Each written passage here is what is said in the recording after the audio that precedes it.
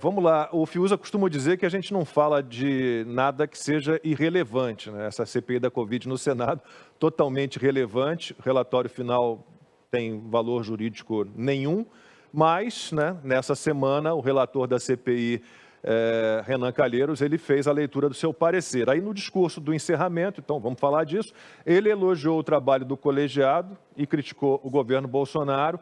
A versão do relatório da CPI, até o momento, traz 68 nomes entre pessoas e empresas com pedidos de indiciamento. Na quinta-feira, agora, Randolfo Rodrigues, que é vice-presidente da comissão, prometeu mais nomes até a semana que vem. E depois de ser convencido pelo grupo majoritário do colegiado, chamado de G7, os 7 senadores ali de oposição, o Renan removeu das imputações a Bolsonaro o crime de genocídio e também o de homicídio qualificado. Além do presidente, os filhos dele também tiveram pedidos de indiciamento. Flávio Bolsonaro, Eduardo Bolsonaro e Carlos Bolsonaro foram enquadrados em incitação ao crime, né? Muito vago, Constantino, tudo muito vago, porque essa CPI, a gente sabia desde o início, era um jogo de cartas marcadas, tinham lá o seu criminoso de estimação, o presidente Jair Bolsonaro, e cúmplices todos os que estavam, né, próximos a ele, e estavam à procura de crimes, e continuam à procura de crimes, né? Tiveram até uma discordância sobre quais crimes seriam incluídos no relatório. É uma situação patética, como diz o Fiuza, é irrelevante, mas vamos lá, tem um relatório, vamos falar um pouquinho.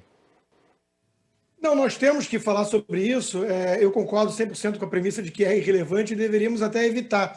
Mas por que não podemos ou não devemos evitar? Porque é grave o que está acontecendo e essa CPI ilustra bem esse momento, né? Eu mesmo fui um dos que chamaram desde o início de CPI circense e bati muito nessa tecla, mas eu mudei de postura após esse relatório. Não que houvesse alguma surpresa ali dentro, todo mundo sabia o que o relatório seria desde o início, sabia quem seria culpado, só estavam em busca dos crimes e não encontraram, né? Então, corrupção não há, genocídio, que era a narrativa toda, tiveram que tirar, porque houve racha até entre eles, e eu encaro que foi o bode na sala, né? Porque aí tira o genocídio e fala, não, isso aí realmente houve um exagero, né? Não é trivial provar, como se o resto que permaneceu tenha algum tipo de embasamento ou fundamento. Não tem, né? Então, por que é grave e tem que subir o tom? Porque nós estamos diante de uma peça soviética.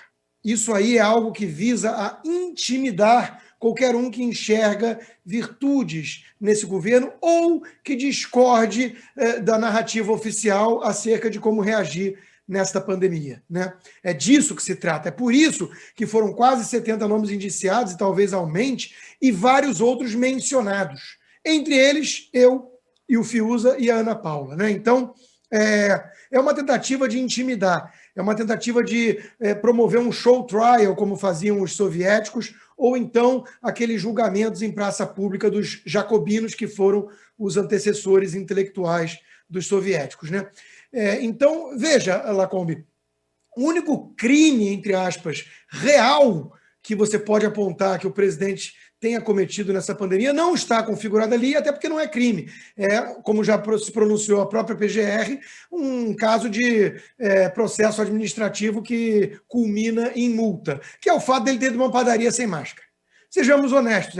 O que você pode falar do Bolsonaro nessa pandemia? Foi a padaria sem máscara, tá? O resto é só discurso, só narrativa. Né? O governo federal estava menos de um mês depois da primeira vacina em São Paulo, que conta com recurso do SUS, né, que é tripartite, mas o governo federal estava vacinando e foi aquele que mais distribuiu vacinas no país e comprou vacinas. Veja, eu não vou nem entrar no mérito, que eu deixo isso para o Fiuza, né, em relação a se é positivo ou negativo. Eu outro dia fiz uma pergunta com base numa constatação de um dado, morreram mais gente no ano de 2021 do que no ano de 2020, isso para os Estados Unidos, isso para o Brasil, isso até para Israel, né? Então eu deixo perguntas no ar. Mas assumindo a premissa deles, de que a vacina salvou as vidas todas e era coisa desejável, nós tivemos um problema pontual ali com a Pfizer, porque eram cláusulas draconianas, vide a Argentina que não comprou, né? E o Brasil já estava vacinando e é o 4º país que mais vacinou no mundo. Então, o governo federal distribuiu bilhões e bilhões de recursos. Não dá para colar nas ações do governo a pecha de negligência. Não dá. Então, mas o presidente disse que não compraria a vacina chinesa, ele disse que as pessoas virariam jacaré.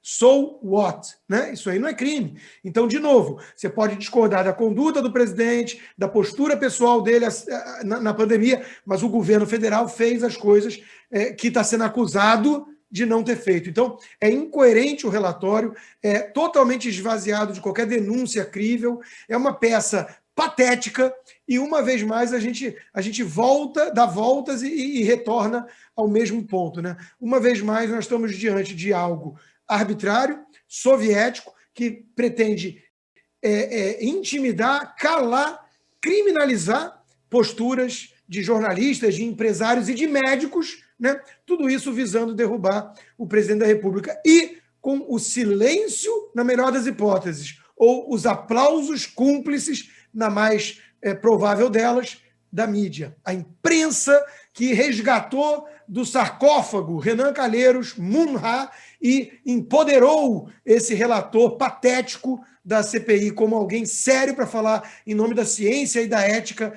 Essa imprensa tem culpa no cartório. Então vamos fazer o seguinte, eu vou chamar aqui uma fala do presidente e passo para o Fiuza amarrar esse assunto CPI da Covid do Senado, porque em evento no Nordeste no meio da semana, o presidente Jair Bolsonaro comentou a leitura do relatório final da CPI da Covid.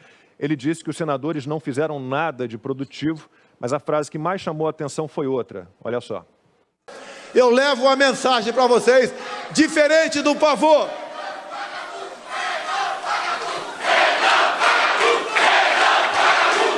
A voz do povo é a voz de Deus.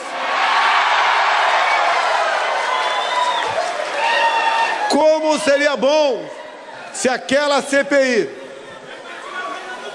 tivesse fazendo algo de produtivo para o nosso Brasil.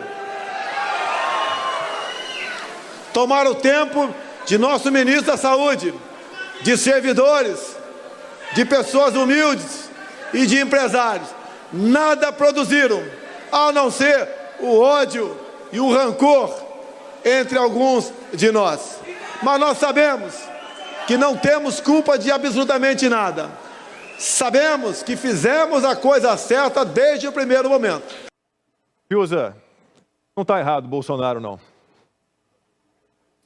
Olha, Lacombe, como disse o Constantino, eu realmente não tenho nada a dizer sobre esse assunto. Assim, eu acho que, de fato, a CPI ganhou uma relevância pela bizarrice.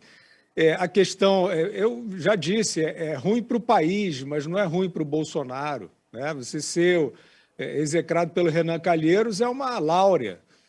Entendeu? Então, é isso aí. É um jogo político, ele é um político, ele está na dele ali, é ruim para o país. E, de fato, não haveria essa pauta, essa perda de tempo, essa perda de energia, se o consórcio, né, que eu já expliquei aqui o que é, se o consórcio não tivesse transformado o Renan Calheiros, o Omar Aziz, esses personagens execrados, malditos, estigmatizados da velha política brasileira, em cavaleiros da vida e da ética. Né? Então, isso foi, de novo, eu quero conectar os meus comentários. A gente está numa situação limite no Brasil e no mundo. Então, a gente está numa epidemia de cinismo. E esses temas precisam ser conectados. Só existe Renan Calheiros cantando de galo e com esse espaço.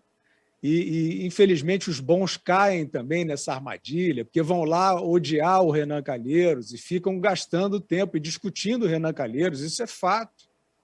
Isso é fato. Você encontra, você anda por aí e você vê que estão discutindo o Renan Calheiros. O que eu vou fazer? O país tem que fazer reformas, sair de uma pandemia. Né? Tinha que passar ao largo desse truque teatral. Né? Mas não passou. Virou um tema central por causa de um consórcio que as pessoas chamavam de imprensa e que artificializou isso como se a CPI fosse o lugar, né, que se fizesse justiça contra aqueles que mataram ou que provocaram a morte de 600 mil pessoas. Essa coisa humilhante, né, essa coisa vergonhosa, esse papel absurdo, mas deu certo. A CPI deu certo nos seus propósitos, mesmo aqueles que odeiam, e o resultado é esse, quer dizer, traz ali para uma arena política, o país perde, mas o presidente nem perde com isso.